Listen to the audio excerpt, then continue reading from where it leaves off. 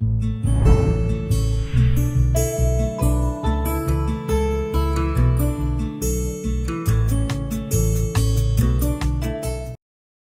meu irmão, minha irmã, meu amigo, minha amiga, todos bem?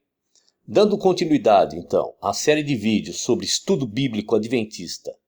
Esse estudo bíblico que um dia eu, enquanto membro da Igreja Adventista, dei diversos estudos bíblicos para diversos candidatos ao batismo, né? É o mesmo, inclusive, que eu dava, esse que eu estou dando o meu prisma aqui agora, a minha maneira de ver, não é nada mais do que a minha maneira de ver hoje tudo aquilo que um dia eu dava para as pessoas, certo? Eu acreditava um dia que tudo isso era uma verdade absoluta, porque eu tinha sido doutrinado, eu tinha sido adestrado, treinado, condicionado a achar que tudo que saía da denominação adventista era uma verdade absoluta. Hoje bem diferente, né? Com um pouco mais de raciocínio, pelo menos da minha parte. Não estou dizendo isso de ninguém aí que esteja assistindo o vídeo. Não estou acusando ninguém de absolutamente nada, estou falando de mim. Hoje, eu raciocinando, meditando, comparando com a Bíblia, a gente consegue perceber muita falha aqui nesse estudo bíblico, né? Outra coisa que eu quero pedir a vocês é, dê um pulo lá no nosso canal, dê um like, que é muito importante, se inscreva, acione o sininho, para que quando eu postar os vídeos, você fique sabendo imediatamente quando ele já está lá no YouTube, tá certo? E aqui agora nós vamos ver sobre a criação. Diz assim, né, naquele panfleto, né, naquela introdução sobre o tema, diz assim, vamos lá. Deus é o Criador de todas as coisas e revelou nas Escrituras o relato autêntico da sua atividade criativa. Em 6 dias fez o Senhor os céus e a terra e todos os seres viventes na terra, e descansou no 7º dia da primeira semana. Assim, ele estabeleceu o sábado como um memorial perpétuo do seu trabalho criativo terminado. O primeiro homem e a primeira mulher foram feitos à imagem de Deus e foram a coroação da criação de Deus.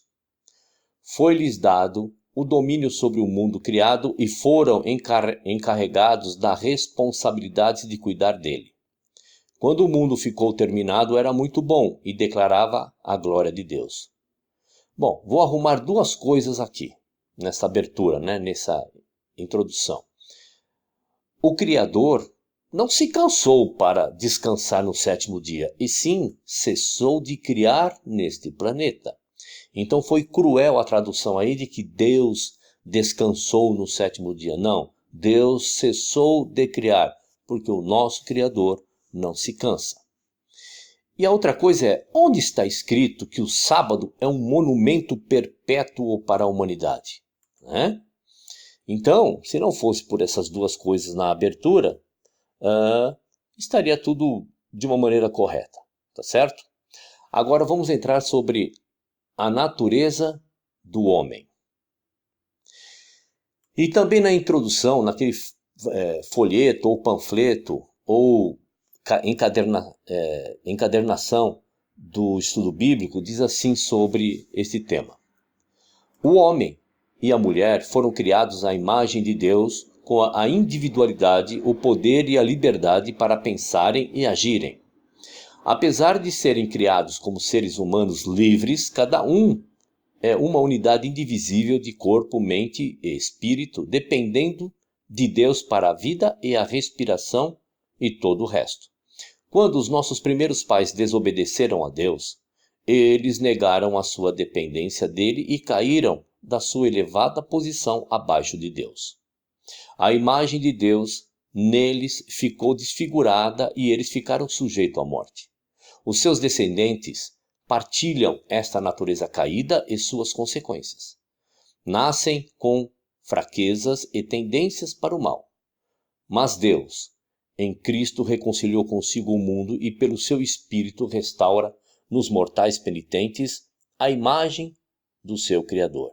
Criados para a glória de Deus, eles são chamados para o amor, ou para o amar, para se amarem uns aos outros e para cuidarem do ambiente que os rodeia.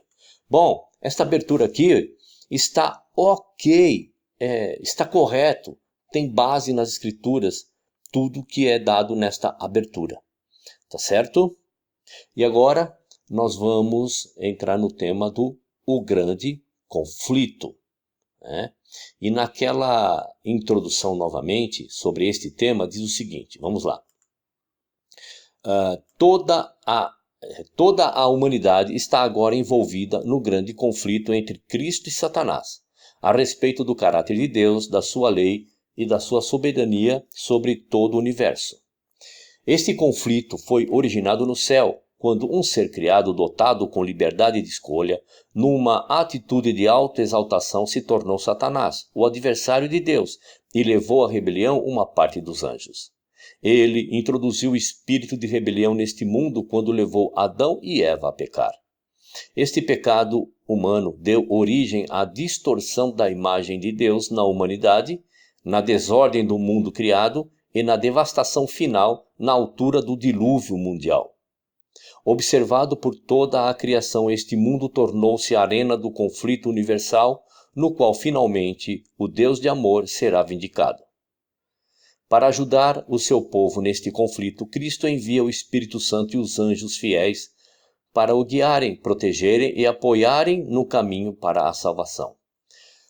Bom, depois dessa abertura, né, desse preâmbulo que é feito nesse tema, vou fazer duas perguntas novamente aqui. Bom, olha, onde está escrito que o Messias e Satanás se conflitaram? Aonde que está escrito isso? Que eles conflitaram. Verbo no passado. Aonde está escrito isso?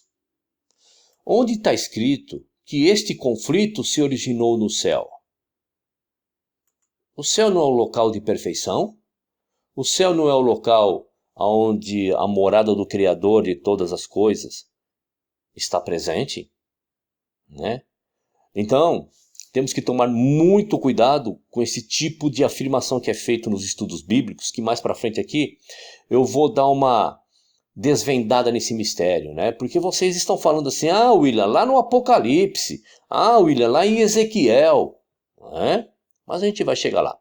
Vamos então às passagens do estudo bíblico que é apresentado para ser lido. Apocalipse capítulo 12, versos de 4 a 9 diz assim, vamos lá.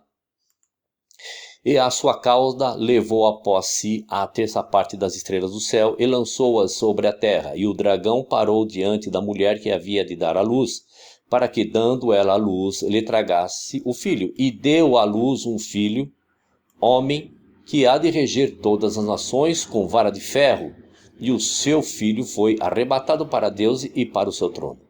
E a mulher fugiu para o deserto, onde já tinha lugar preparado por Deus, para que ali fosse alimentada durante 1260 dias. E houve batalha no céu. Miguel e os seus anjos batalhavam contra o dragão, e batalhavam o dragão e os seus anjos, mas não prevaleceram, nem mais o seu lugar se achou nos céus. E foi precipitado o grande dragão, a antiga serpente chamada o diabo e Satanás, que engana todo o mundo. Ele foi precipitado na terra e os seus anjos foram lançados com ele. Olha, aí vocês estão dizendo assim para mim, vocês adventistas do sétimo dia, ou vocês que não são adventistas, mas acreditam que a doutrina adventista é a certa. Tá vendo, William? Olha aí a passagem dizendo que houve batalha no céu, né? Toda aquela coisa que é dado, que por isso que Satanás foi lançado por terra, lá no Gênesis e tal. Só que vocês tropeçam num detalhe, adventistas, vocês que dão estudo bíblico.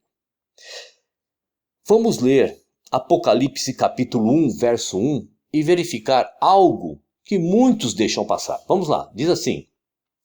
Revelação de Jesus Cristo, a qual Deus lhe deu para mostrar aos seus servos as coisas que brevemente devem acontecer. E pelo seu anjo as enviou e as notificou a João, seu servo.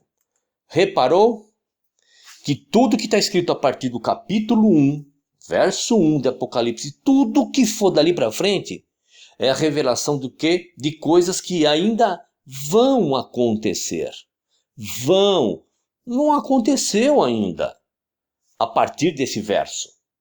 Compreende? Quando esse verso foi escrito por João lá na ilha de Patmos, e o Criador passou essa mensagem ao nosso Salvador, que passou para os anjos passou para João, que João passou para as igrejas, que tudo que dali em diante fosse escrito, coisas que brevemente iria acontecer. Então pegar esse verso, que houve batalha no céu, Miguel e seu, né, e tudo mais, foram precipitados pela terra, tudo que está escrito em Apocalipse, fazer um link lá com Gênesis, lá atrás, isso é crueldade, é covardia. Porque o primeiro verso do Apocalipse já está dizendo coisas que vão acontecer. Então, se vão, não dá para fazer um link de coisas lá de Gênesis, porque não está escrito isso. Compreende? Vamos lá para outra passagem do estudo bíblico. Isaías 14, dos versos 12 a 14. Diz assim: Como caísses do céu, como caísses desde o céu, ó Lúcifer, filho da alva, como fosse cortado por terra, tu que debilitavas as nações. E tu dizias no teu coração: eu subirei ao céu acima das estrelas de Deus, exaltarei o meu trono, e no monte da congregação me assentarei ao lado do norte. Subirei sobre as alturas das nuvens e serei semelhante ao Altíssimo. Bom, pegar esse verso isoladamente está falando, olha só, está falando de Lúcifer e tal, tudo mais, né? Vamos ler Isaías capítulo 14 também, mas lá no verso 4, para saber quem é esse Lúcifer citado. Que você que frequenta o meu canal já sabe do que se trata, né? Uma figura de linguagem, né? E uma metáfora. Agora você que ainda não conhece o meu canal, lá ou aí, depende de onde você estiver, tem um vídeo sobre figuras de linguagem que é usado pela cultura dos hebreus. Então, vamos ver no verso 4 do que se trata todo esta ocorrência. Diz assim, ó, vamos lá. Então proferirás este provérbio contra o rei de Babilônia, e dirás, como já cessou o opressor, como já cessou a cidade dourada. Percebeu que aquela figura de linguagem que caísse do céu e ficou com inveja, nós vamos lá para Ezequiel também, e é a mesma coisa, tá? Está falando de quem? Do rei da onde? De Babilônia. E agora é como mais ou menos a gente dissesse assim, ó, nós virássemos para a pessoa e falasse assim: poxa, você é o próprio Satanás, sabe? Você tá achando o quê? Você que tinha tudo, era quase um Deus, né? Você é o próprio Satanás. Eu estou dizendo que aquela pessoa é o próprio Satanás literalmente? Não! É que as suas atitudes o comparam com o mal. Tanto a prova disso é que no verso 4 diz que a profecia, né, a lamentação e tudo mais é contra o rei de Babilônia. Vamos a outra passagem do estudo bíblico. Ezequiel, capítulo 28, dos versos 12 a 18, que nós não vamos ler tudo. Vamos ler uma parte e você continua lendo aí na sua casa, para que não fique muito extenso esse vídeo, que diz assim, vamos lá. Filho do homem, levanta uma lamentação sobre o rei de Tiro e diz-lhe, assim diz o Senhor Deus, tu eras selo da medida, cheio de sabedoria e perfeito em formosura, estiveste no Éden, jardim de Deus, de toda a pedra preciosa era a tua cobertura, sardônia, topázio, diamante, turquesa, ônix, jaspe, safira, carbúnculo, esmeralda e ouro. Em ti se faziam os teus tambores e os teus pífaros, no dia em que foste criado, foram preparados. Tu eras o querubim ungido para cobrir, e te estabeleci. No monte santo de Deus estavas, no meio das pedras afogueadas andavas. Perfeito eras nos teus caminhos, desde o dia em que foste criado, até que se achou iniquidade em ti. E aí por aí vai, você continua lendo até o verso 18. Mas a própria passagem se diz lá no começo, lembra? Profere o que? Essa advertência, essa lamentação, a quem? Ao próprio Satanás? Não, ao rei de Tiro, ao rei, ao homem, dizendo, olha, você era uma pessoa boa, você era o próprio anjo, sentado no trono do lado de Deus, isso, aquilo, dizendo o que? Do seu caráter, da sua postura. Hã? Compreende isso? Você é adventista, e eu que aprendi dentro do adventismo que o que vale é o que está escrito na Bíblia. E o que está escrito na Bíblia é que essa advertência foi proferida ao rei de Tiro e não literalmente a Satanás. A própria passagem se explica. Sobre quem seria então essa lamentação? Isto mesmo, veja lá, ao rei de Tiro. Vamos continuar aí a passagem de estudo bíblico, 2 Pedro, capítulo 3, verso 6. Lembrando que essas passagens é tudo passagem bíblica do estudo bíblico adventista, tá bom? Vamos lá, diz assim: pelas quais coisas pereceu o mundo de então coberto com as águas do dilúvio. Eu gostaria de ver na Bíblia passagens que informam o Criador criando depois do dilúvio aqui neste planeta. Eu gostaria de ver, sabe por quê? Porque assim, eu não quero entrar muito no mérito do dilúvio, mas eu vou falar alguma coisinha aqui. Você que acredita que o dilúvio tenha sido universal, né? Foi no planeta inteiro que houve o dilúvio, vou fazer uma pergunta. Não existe passagem na Bíblia onde Deus pegou os animais restantes da terra, não estou dizendo aqueles da arca, os animais restantes da terra, tirou para algum lugar, houve o dilúvio em âmbito mundial, aí abaixaram as águas e ele devolveu os animais. Não tem, sabe por quê? Deus não criou o urso polar depois do dilúvio porque ele só vive lá no Polo Norte. Deus não criou os pinguins depois do dilúvio porque só vive no Polo Sul. Deus não criou os cangurus depois do dilúvio porque só tem na Austrália. E a gente poderia enumerar aqui milhares de espécies animais que só vivem nos seus lugares específicos, certo? E se o dilúvio fosse de âmbito mundial, esses animais teriam desaparecido. E na Bíblia não tem, em nenhum lugar tem, mencionando que Deus havia ou criou outros animais depois do dilúvio, ok? Então essa passagem aí de Pedro está furada. Em relação a quê? Em relação ao estudo bíblico, tá certo? Não vamos esquecer, tá certo? Do que nós estamos vendo aqui. Não que esteja furada em si, está furado em colocar esta passagem neste tema, ok? Vamos lá. Passagem do estudo bíblico ainda, Romanos capítulo 1, de 19 a 32, que não vamos ler tudo. Vamos ler uma parte, você continua lendo na sua casa, e a gente vai discernir aqui o porquê que está sendo colocada essa passagem. Diz assim: porquanto o que de Deus se pôde conhecer neles se manifesta, porque Deus lhe o manifestou. Porque as suas coisas invisíveis desde a criação do mundo, tanto o seu eterno poder como a sua divindade, se entendem e claramente se veem pelas coisas que estão criadas, para que eles fiquem inexcusáveis. Porquanto, tendo conhecido a Deus, não o glorificaram como Deus, nem lhe deram graças. Antes, em seus discursos, se desvaneceram e o seu coração insensato se obscureceu. Dizendo-se sábios, tornaram-se loucos. E mudaram a glória de Deus incorruptível em semelhança da imagem de homem corruptível, e de aves, e de quadrúpedes, e de répteis. Por isso também Deus os entregou às concupiscências de seus corações, à imundícia, para desonrarem seus corpos entre si, pois mudaram a verdade de Deus em mentira, e honraram e serviram mais a criatura do que o Criador, que é bendito eternamente. Amém.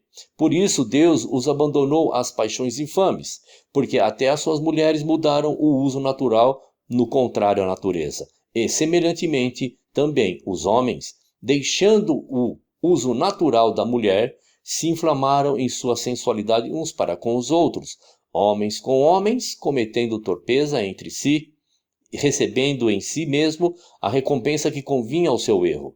E como eles não se importaram de ter conhecimento de Deus, assim Deus os entregou a um sentimento perverso, para fazerem coisas que não convêm. E por aí vai, tá certo?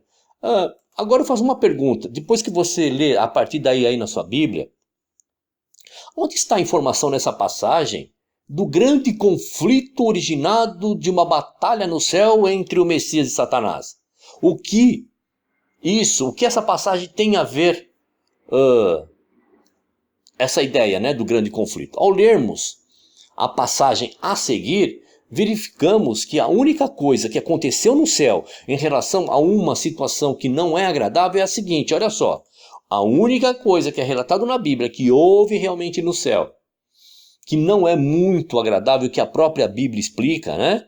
Mas aqui o foco é o grande conflito, está lá em Romanos capítulo 1, verso 18. Diz assim, vamos lá. Porque do céu se manifesta a ira de Deus sobre toda a impiedade e injustiça dos homens, que detêm a verdade em injustiça. Veja que a única coisa que vem de lá para cá é dito que é a ira de Deus. Vamos lá, passagem do estudo. Romanos capítulo 5, de 19 a 21 diz assim: Porque, como pela desobediência de um só homem, muitos foram feitos pecadores, assim pela obediência de muitos serão feitos justos. Veio, porém, a lei, para que a ofensa abundasse. Mas onde o pecado abundou, superabundou a graça. Para que assim como o pecado reinou na morte, também a graça reinasse pela justiça para a vida eterna por Jesus Cristo nosso Senhor. Vamos lá, Romanos capítulo 8, versos 19 a 22, também diz assim: Porque a ardente expectação da criatura espera a manifestação dos filhos de Deus, porque a criação ficou sujeita à vaidade, não por sua vontade, mas por causa do que a sujeitou, na esperança de que também a mesma criatura será libertada da servidão da corrupção, para a liberdade da glória dos filhos de Deus. Porque sabemos que toda a criação geme e está juntamente com dores de parto até agora. Hebreus capítulo 1, de versos 4 a 14. Não vamos ler todo, vamos ler só uma parte. E aí na sua casa você continua. Feito tanto mais excelente do que os anjos, quanto herdou mais excelente nome do que eles. Porque a qual dos anjos disse jamais: Tu és meu filho, hoje te gerei? E outra vez: Eu lhe serei por pai, e ele me será por filho? E outra vez, quando introduz no mundo o primogênito, diz: E todos os anjos de Deus o adorem. E quanto aos anjos diz: Faz dos seus anjos espíritos, e de seus ministros labaredas de fogo. Mas do filho diz: Ó Deus, o teu trono subsiste pelos séculos dos séculos. Cetro de equidade é o cetro de teu reino. Amaste a justiça e odiaste a iniquidade. Por isso Deus, o teu Deus, te ungiu com óleo de alegria mais do que as teus companheiros. E tu, Senhor, no princípio fundaste a terra, e os céus são as obras de tuas mãos. Eles perecerão, mas tu permanecerás. E todos eles como roupa envelhecerão, e como um manto os enrolarás, e serão mudados, mas tu és o mesmo, e os teus anos não acabarão. E aí você continua, tá certo? Vamos lá, 1 Coríntios capítulo 4, verso 9. Porque tenho para mim que Deus, a nós, apóstolos, nos pôs por últimos como condenados à morte, pois somos feitos espetáculo ao mundo, aos anjos e aos homens. Faço uma pergunta a você, meu amigo. O que estas passagens nos dizem a respeito do grande conflito nos céus entre o Messias e Satanás? É a velha tática de encher os incautos, os estudantes da Bíblia, de passagens para dar uma conotação de veracidade, verdade absoluta. Tá certo? Bom, vamos lá. Vida, morte e ressurreição de Cristo. Diz assim lá na introdução, né? Na vida perfeita, obediência à vontade de Deus que Cristo viveu, no seu sofrimento, morte e ressurreição, Deus proveu o único meio de expiação para o pecado humano, para que aqueles que, pela fé, aceitarem esta expiação, tenham a vida eterna, e para que toda a criação possa melhor compreender o infinito e santo amor do Criador. Esta expiação perfeita vindica a justiça da lei de Deus e a benevolência do seu caráter e provê o nosso perdão. A morte de Cristo é substitutiva e expiatória, reconciliadora e transformadora. A ressurreição de Cristo proclama o triunfo de Deus sobre as forças do mal e assegura àqueles que aceitam a expiação a vitória final sobre o pecado e a morte. Declara o domínio de Jesus Cristo, perante quem todos os joelhos se dobrarão na terra e no céu. Vou fazer uma pergunta. Onde está a passagem que a expiação perfeita vindica a justiça da lei? Aonde está isso? Tá certo? A experiência da salvação e a igreja. Temas do próximo vídeo. Legal que você veio até aqui. Vai lá, né, mais uma vez no nosso canal. Dê um like, se inscreva, acione o sino e compartilha para quem você acha que esse tema seria bom, né? Poderia ajudar. Tá certo, meu amigo, minha amiga? Um abraço e até o próximo vídeo.